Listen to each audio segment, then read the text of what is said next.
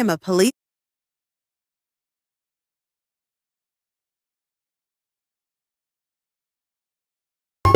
I am a police. No. Nice! If you need a helping hand, sagot ka ni Juan.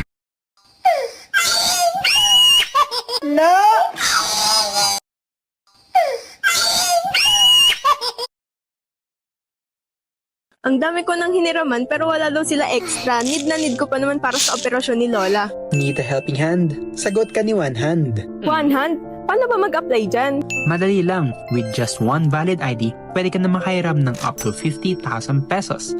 Mababa lang din ang daily interest rate na 0.025% at up to 9 months pa ang repayment terms. Safe ba naman yan? Oo naman, SEC registered si One Hand kaya sure na safe at legit. Paano ba mag-apply? I-click ang link sa baba to download One Hand app. Sagot ka ni One Hand.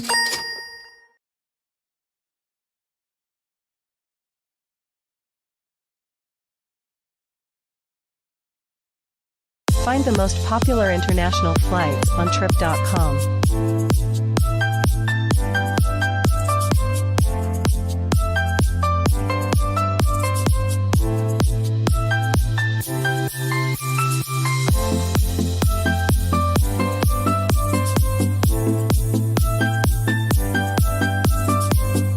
Plan your next trip.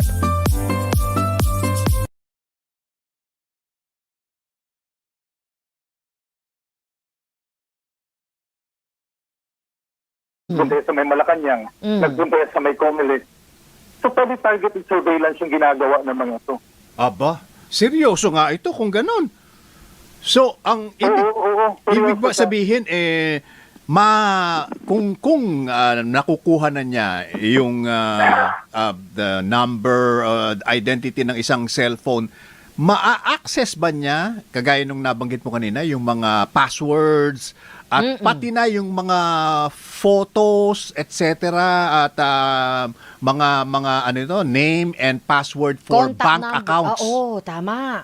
So, tama yung sinabi ni Atty. Laville ng NBI na depende sa configuration at pinag-aaralan nila ngayon kung ano yung mga data na nakuha. Kasi tinignan ko may mga pictures na kumakalat. Oo. Mayroon tatlong, may isang open na box, may isang orange na box, at may isang gray na box. So kung titignan mo, hindi lang ito gamit ng mga scammers kasi surveillance grade ang equipment na to. Tignan mo yung yung inverter, yung orange na box.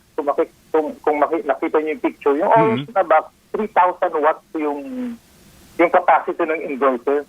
Tapos sa bandang kanan pa, sa taas, merong fan. Ibig sabihin, tuloy-tuloy ang operation nun para ma-control yung temperature, hindi uminit. Meron pa siyang fan na nakalagay. At yung gray na box na may nakapatong na backpack sa passport niya, pwedeng battery yun at pwede ding storage device. So ibig sabihin kailangan ng ng generator to power this or siya ba ay nilalagay sa isang bahay na malapit doon sa mga gusto niyang espiyahan?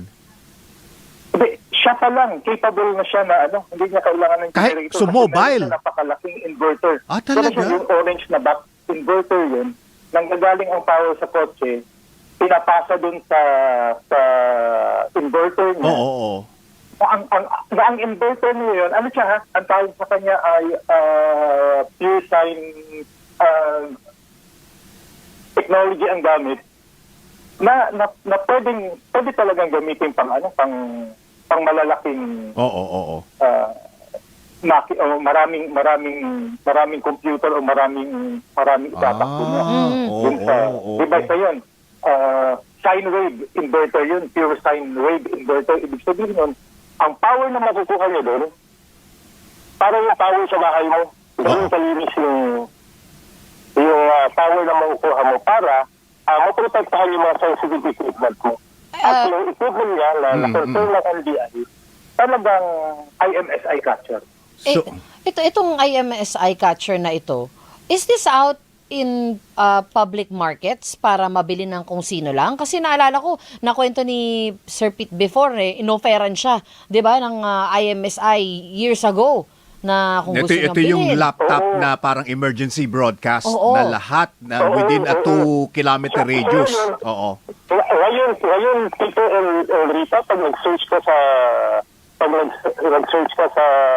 Shopee. marketplace, Oo. Marketplace. Oo. meron ka pa rin makikita ang mga pinagbibili. Ang tawag sa kanya ay text blaster. Ayun, Yung text blaster. Nagbablast ng mga Correct. mga messages.